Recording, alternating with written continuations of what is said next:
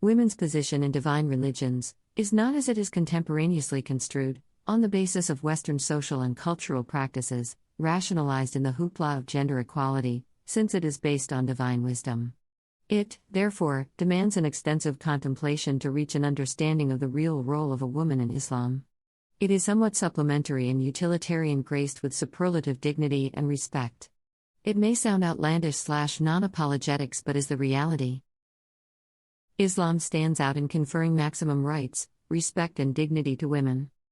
A look at the primal divine mode of the creation of man and woman. In support of this, two postulates need to be pondered upon. When the woman was created out of the rib cage of man, Adam PBUH, who was created by God with his own hands, created by his own hands here signifies the preeminence of man, and that, too, the woman was created for the service/comfort of the man. She was created so, for she was to supplement, as a part and parcel of, man and not as his competitor or a distinct equal, which is obviously counterintuitive, cause for acrimony and antagonism, defeating the very purpose of her creation. Your wives are as a tilth unto you, so approach your tilth when or how ye will, but do some good act for your souls beforehand, and fear Allah. And know that ye are to meet Him, in the hereafter, and give these good tidings to those who believe. Q. 2-223. She has never been endowed with the responsibility of prophethood, leading the prayer, or divorcing, but rather asking for it when necessary. O humanity, fear your Lord who created you from one soul, and created from it its mate.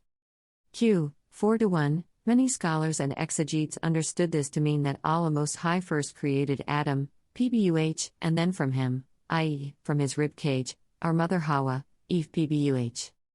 Both Jewish and Christian traditions also maintain that Eve was created from Adam's rib, although in a literal translation of the Jewish tradition, a rib is sometimes referred to as side. Imam Razi and others mention that another interpretation is also possible, meaning, who created you from one soul, i.e., starting from one soul, since from in Arabic could indicate the starting point of something, ibtida al-ghayab, and then created from it its mate, i.e., created from that same species, its mate. Mafati al-Gaib.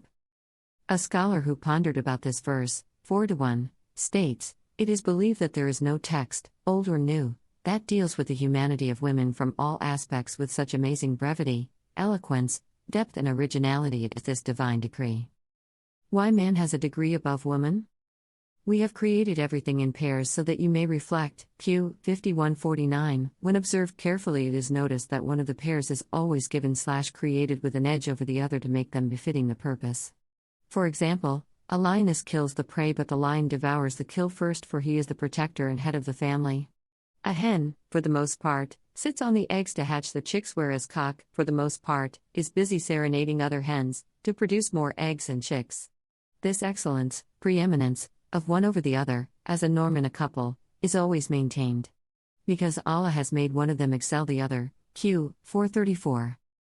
The Western rationale for women's conversion to Islam, improvised for this article. A woman realizes that she is a pack animal and that packs are hierarchical. There is a chain of command. There are the pack leader and his followers. That understanding is built into her nature. She is hardwired to lead, when compelled by circumstances, or submits. Her psychological comfort will depend on a clear understanding of where she stands on the pecking order, and what her role is in the group in the given circumstances. For a pack animal, nothing is more stressful than uncertainty about his place in the hierarchy. We, the Westerners, have been born and raised in an environment where pathological concepts like democracy and gender equality are thought to be desirable and viable. We embrace these concepts on a conscious level but not on a subconscious level, for they conflict with human nature. People, as pack animals, crave for clarity and moral absoluteness. They need a clear demarcation of good and evil, right and wrong, dos and don'ts, and a sense of purpose. If they don't have it, they'll find one. Whom Allah guides turn to Islam, else goes astray, and the devil will find one for him. Added on October 15, 2018. Human beings as the crown of the creation, most innovative, intelligent and beholden to the urges of free will, may, however, alternate this edge or dispense with it altogether, due to circumstantial compulsions, falling victim to botched notion of gender equality, hence have been told specifically of their assigned places/roles in tandem with Adam and Eve, PBUT. Allah knows well what He has created, which we humans cannot fathom, even at the prime of our intelligence. Nature, framed, of Allah, in which He hath created, man. There is no altering, the laws of, Allah's creation. Q. 30:30. Spiritual equivalence. Quran provides a clear-cut verdict that a woman in the sight of God is equal to a man as far as her rights and responsibilities entailing retribution are concerned. Every soul will be held in pledge for its deeds. Q. 74:3. Responsibilities/deeds include obedience/fidelity to husband. Q. 223 and a hadith quoted in forthcoming paragraphs. One may accept it as divine wisdom or exploit it as denigration of women. It, however, does not mean, in any sense, that she is made either worthless or insignificant or should be treated as such. Both, man and woman, have been assigned a specific role. Her personality and contour, by design, are made attractive to the man. She has been endowed with femininity coupled with an intense desire for a mate, man, to fulfill her role as an embodiment of procreation. All these factors result in complete harmony and synchronicity between a man and a woman, with the help of Allah, placing love and mercy between them. Q. 30:21, providing a sound foundation for an efficacious family unit. Islam, to compensate for her, apparently, obsequious, but in reality, indispensably supportive role, accords her highly respectable status, with specific instructions to be treated with dignity and respect, even in worst of the situations, such as divorce. Women not only used to help in wars and other matters but also were consulted by the Prophet, PBUH, in certain matters. Aisha, Prophet's wife, and Fatima, Prophet's daughter, are among the most revered women, describing and elaborating Prophet's, PBUH, religious teachings, including those relating to women. Woman Imam. A woman was appointed by the Prophet, PBUH, as an Imam, to lead the prayer in a mosque, while the Muazzin of the mosque was a man.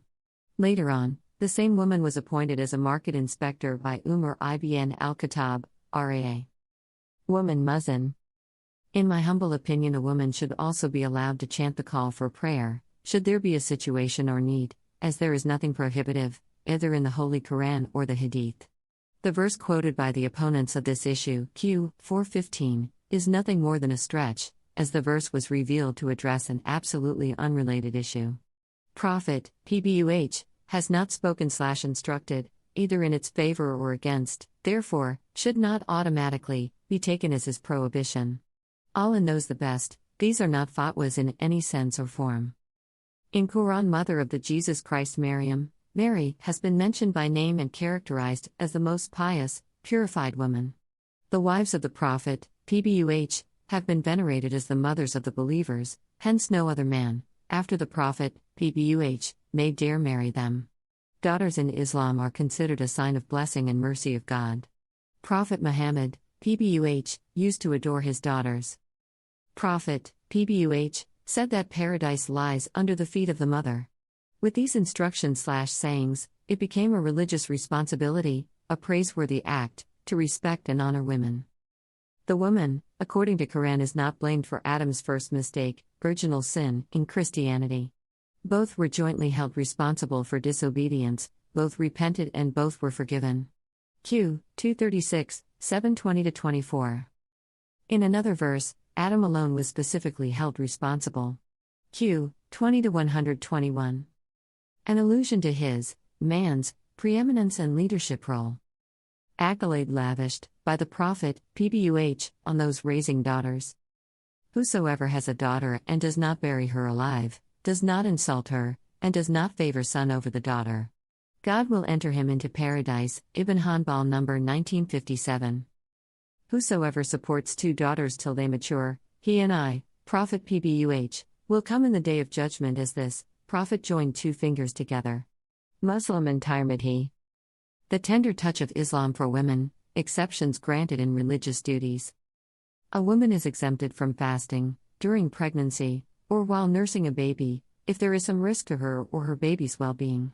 She does not have to make up for the missed prayers in the above cases. She is not obligated to go to the mosque for congregational prayers. Her physiological and psychological changes associated with her natural functions are also taken into account. The traditions of Prophet Muhammad, PBUH, relate that Eve was created while Adam was sleeping from his shortest left rib and that, after some time, she was clothed with flesh. He, Prophet Muhammad PBUH, used the story of Eve's creation from Adam's rib as a basis for imploring people to be gentle and kind to women. O Muslims! I advise you to be gentle with women, for they are created from a rib, and the most crooked portion of the rib is its upper part. If you try to straighten it, it will break, and if you leave it, it will remain crooked, so I urge you to take care of the women. Sahih al-Bukhari. Man, on the other hand, right through the known history of mankind, has been beholden to the status of the head of the family, rationality and reasoning. Qiwama, maintenance and protection. This alludes to the natural physical difference between the sexes, which entitles the weaker/feminine sex to the protection, as a norm in a couple, of the stronger/masculine sex. Man's leadership role in relation to his family does not mean the husband's dictatorship. Islam quashes any such misunderstanding by clear-cut advice issued by the Prophet. The most perfect believers are the best in conduct, and best of you are those who are the best to their wives. Ibn Hanbal number 7396. Here is how the scholars and renowned exegetes interpret the position of a woman in Islam. According to Quran, women are created for men. Their existence is based on comfort for men. And of his signs is that he created for you from yourselves mates that you may find tranquility in them, and he placed between you affection and mercy indeed, in that are signs for a people. WHO give thought, Q. 30:21, and he is the one WHO created you, man, from a single soul, and from him created his wife, so that he may find comfort in her. So when he covered her with himself, she carried a light burden and moved about with it. Thereafter, when she grew heavy, they both prayed to their Lord, if you bless us with a perfect child, we shall be among the grateful. Q. 7-189. The creation of Hawa, Eve. Adam knew the names of everything. Sometimes he talked to the angels, but they were preoccupied with worshipping Almighty Allah. Therefore Adam, PBUH, felt lonely. One day he slept, and when he awoke he found near his head a woman gazing at his face with beautiful tender eyes. The angels asked him her name. He replied, Eve. Hawa means living things. They asked, why did you call her Eve? Adam said, because she was created of me and I am a living being. Ibn Abbas and a group of companions of the Prophet, PBUH, narrated that when Iblis, Satan, was sent out of paradise and Adam was accommodated therein, Adam was alone in paradise and did not have a partner from whom he could get tranquility. He slept for some time, and when he woke up, he saw a woman whom Allah had created from his ribs. So he asked her, who are you? She replied, a woman. He asked, why have you been created? She said, so that you could find tranquility in me. The angels, trying to find out the extent of his knowledge, asked him, what is her name, O Adam? He replied, Eve. They asked, why was she so named? He replied, because she was created from something living, based on Q. 2:33 and Hadith narration. Men are in charge of women by right of what Allah has given one over the other and what they spend, for maintenance, from their wealth. So righteous women are devoutly obedient, guarding in the husband's absence what Allah would have them guard. But those wives, from whom you fear arrogance, first, advise them. Then if they persist, forsake them in bed, and, finally, strike them 3. But if they obey you, once more, seek no means against them. Indeed, Allah is ever exalted and grand. Nisa 4:34. Carol Gilligan argues, women tend to focus on concrete relationship and responsibilities, especially based on care. Men, on the other hand, tend to focus on abstract notions such as justice, duties, rules and rights. 3. With something like a handkerchief or a bunch of shrubs not leaving a mark on the skin. Because Allah has made one of them excel the other, for they spend, support them, from their means. Other here is the man. Al-Nisa 4:34. Explanation/Tafsir. Al-Badawi said in his Tafsir, 2-184, men are the protectors and maintainers of women means that they are in charge of them and responsible to take care of them. He gave 2 reasons for that, one that is inherent in them and one that is acquired subsequently, and said, because Allah has made one of them to excel the other, because Allah has favored men over women by making men more apt in reasoning and running affairs, and has given them more physical strength and endurance, with regard to work and acts of worship. Hence, men are singled out when it comes to prophethood, leadership, guardianship, establishing rituals, giving testimony in legal matters, the obligation to engage in jihad and praying Jumu'ah, and so on, and they are given a greater share of the inheritance, and divorce is in the man's hand. And because they spend, to support them, from their means refers to what they spend with regard to marriage, such as the mahr, man's obligatory due committed to the wife, and maintenance, etc. Note, firstly, maintenance here is not limited to monetary or material support, it encompasses every tangible and intangible aspect attached to this relationship. Secondly, in Islam this obligation is not reversible despite the fact that a wife may be a woman of means or a breadwinner of the family, for injunctions are ordained for commonplace situations, not exceptions. Mutuality of rights and obligations. And they, women, have rights over their husbands as regards living expenses, similar to those of their husbands over them, as regards obedience and respect to what is reasonable, but men have a degree of responsibility over them. And Allah is Almighty, All-Wise. Al-Baqarah 2-228. Gender equality in Islam exists insofar as all human beings are equal and that they shall be equally accountable for their good and bad deeds. There is nevertheless a marked divergence when it comes to the roles of the two, which is a schematic, innate and natural, evident from the episodic story of Adam and Eve, described in scriptures and ahadith. Gender equality in the Western sense of the word is malevolent, contrary to the natural order of things. Its ill effects, unfortunately, are being portrayed as an epitome of women's emancipation achieved by the Western progress and liberalism. Women have been brainwashed to give up her most coveted position to be exploited willingly as a cheap sex object. Most abused partner in sexual nomadism. Woman in ahadith. If I were to command anyone to prostrate to anyone other than Allah, I would have commanded women to prostrate to their husbands. By the one in whose hand is the soul of Muhammad, no woman can fulfill her duty towards Allah until she fulfills her duty towards her husband.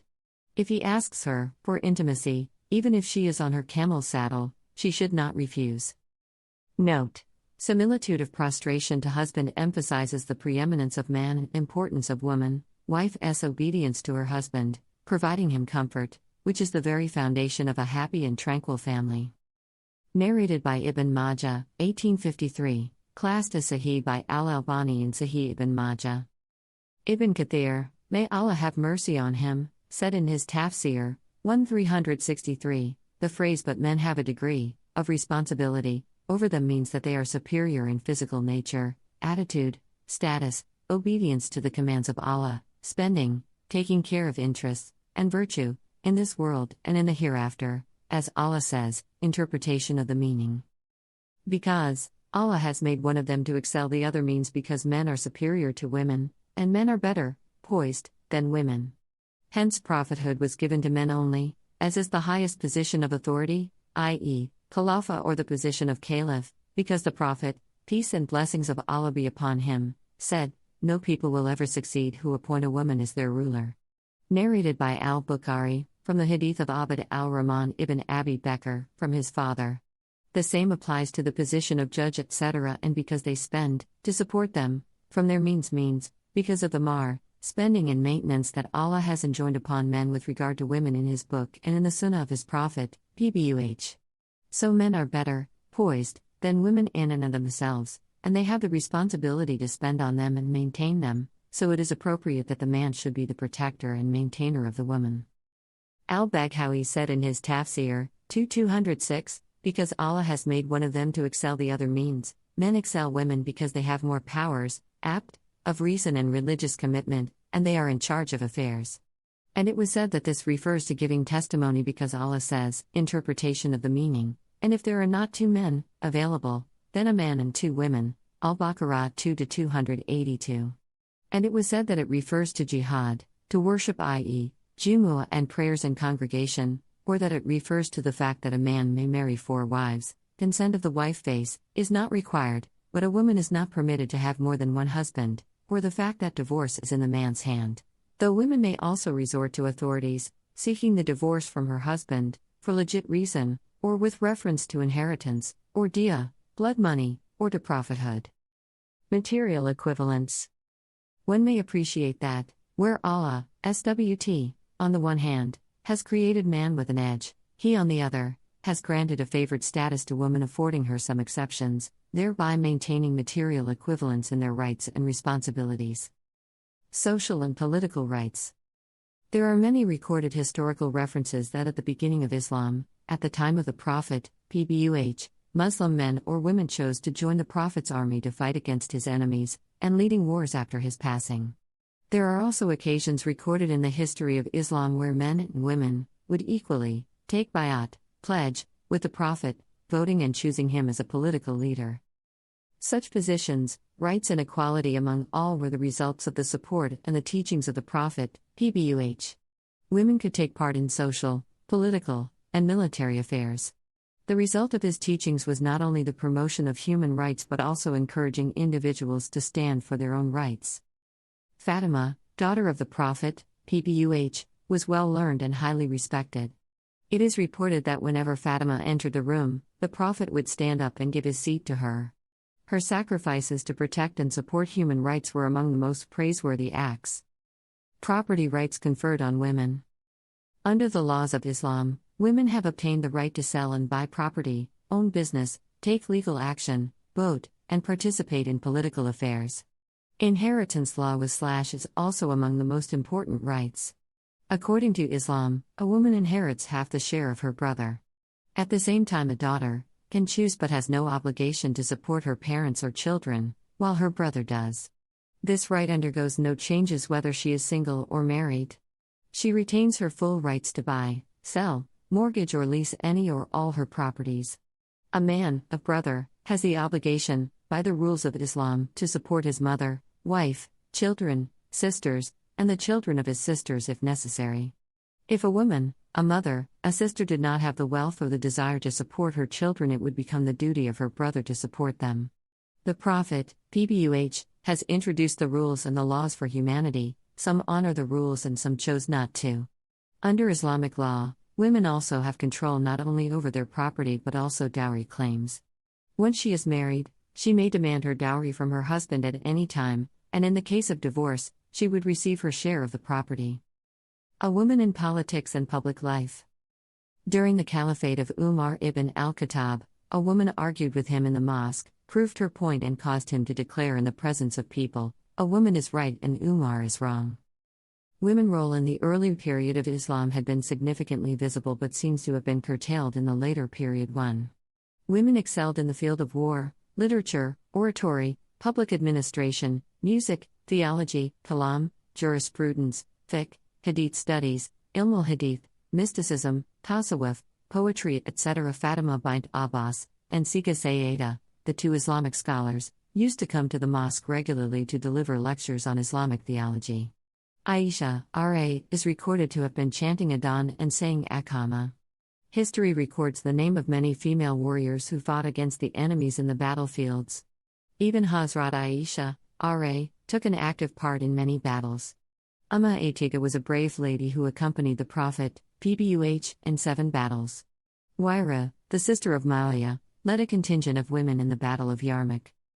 1. Most logical reason seems to be the rationalization of the division of labor in the aftermath of an increased numerical strength of Muslims. Woman as a head of state. There is no verse in the Quran regarding the permission or prohibition of a woman being head of the state/ruler.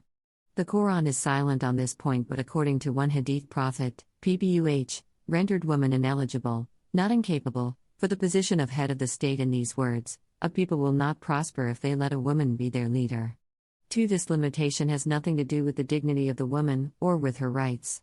It is rather related to the natural differences in the biological, physiological and psychological makeup of men and women. 2. The reporter of this hadith, Abu Bakr, according to some sources, lacks the credibility. Though the majority of Islamic scholars do not support the leadership role of a woman or woman as a head of the state, there are some eminent scholars who support it. Apologetics for women's position. Allama Syed Suleiman Nadavi, r.a., in his book Sirat Aisha, r.a., recognized the practical considerations in this context. This is correct that the natural tendencies of the women make her unfit for discharging the duties of imamate, government or chieftainship, and it is not possible for the fair sex, woman, to comply with the conditions which Islam has imposed for the governmental role. For this reason, the women are exempted from the assumption of the authority of the head of the state. But from this, it cannot be concluded that it is not lawful for a woman to ever lead the public politically or to assume the leadership of the army. Hossein 1987-217. Muhammad Elias, lecturer, Department of World Religions, The University of Dhaka, published in the Arts Faculty Journal, July 2010 – June 2011. If we make a thorough examination and critical appreciation of the arguments advanced by both parties, we come to notice that none of these two parties has been able to carry their points. Arguments given in favor of the proposition and arguments given against the proposition are by and large indirect. There is no verse in the Quran which directly either permits the rule of women or prohibits it. The traditions of the Prophet Muhammad, PBUH, mentioned in this article, against women as the head of the state are believed to be unreliable and unauthentic due to many reasons. As a result, we can say without contradiction that the Quran and Sunnah, rather the silence of the Quran and the Hadith on this very important and vital issue, is not without wisdom and sagacity. The author of this opinion is assuming the silence of Hadith against women being head of state, due to their reported weaknesses. Translation of 432 by Yusuf Ali. And no wise covet those things in which Allah has bestowed His gift more freely on some than the others. To men is allotted what they earn, and to women is allotted what they earn. But ask Allah of His bounty, for Allah has knowledge of all things. Explanation Note 542. Men and women have gifts from Allah, some greater than others. They seem unequal, but we are assured that Allah has allotted them by a scheme by which people receive what they earn. If this does not appear clear in our sight, view, let us remember that we have no full knowledge, but Allah has. We must not be jealous if other people have more than we have in wealth or position or strength or honor or talent or happiness. Probably things are equalized in the aggregate or in the long run, or equated to needs and merits on a scale which we cannot appraise. If we want more, instead of being jealous or covetous, we should pray to Allah and place before Him our needs. Though He knows all and has no need of our prayer may reveal to ourselves our shortcomings and enable us to deserve more of Allah's bounty or make ourselves fit for it. An apologetic contrivance by Yusuf Ali. Imam Malik, r.a.a, is reported to have opined that a woman can become head of the state in all its affairs. Imam Abu Hanifa, r.a.a, would have given an opinion in favor of their appointment as judges. A rational, logical and cogent explanation. It would make sense only, when looked at objectively, with an open mind and without being emotionally charged, especially by the women. According to Islam, the head of the state is not merely a figurehead. He leads people in the prayers and festivities, decision-making in times of war and peace, leading in jihad as commander-in-chief. This demanding position or any other of a similar nature is generally inconsistent with the biological, psychological and physiological makeup of a woman. For example, during their menstruation, pregnancy, childbirth, rearing and weaning of children, such demanding positions, which require maximum strength, rationality, composure and emotional stability, may put excessive strain/stress, thereby impairing their decision-making capability, thereby distracting them from fulfilling their leadership role. Such a demanding position, therefore, is logically and rationally inconsistent with the natural disposition/makeup of a woman. The last word. Islam is a religion in which a Muslim's temple is not limited to a building, instead it is the whole wide world, whereas the guidance always descends on his heart. A Muslim's preacher/trainer is neither a priest nor a liberal teacher, but the intellect, wisdom, descending on his unblemished heart, fuwad enlightened by Allah's mercy through Quran, and the Prophet, by Allah, SWT. It's a religion of preemption to stem the miscarriage of justice and obligation, and if one's religion is founded upon mere, thoughtless, imitation, he enjoins blasphemy. In Islam, ignorance is an unforgivable sin, so is one's evasion of responsibility, towards oneself as well as all the sentient beings. May Allah forgive and guide us all on the right path with true understanding. Shakir2.wordpress.com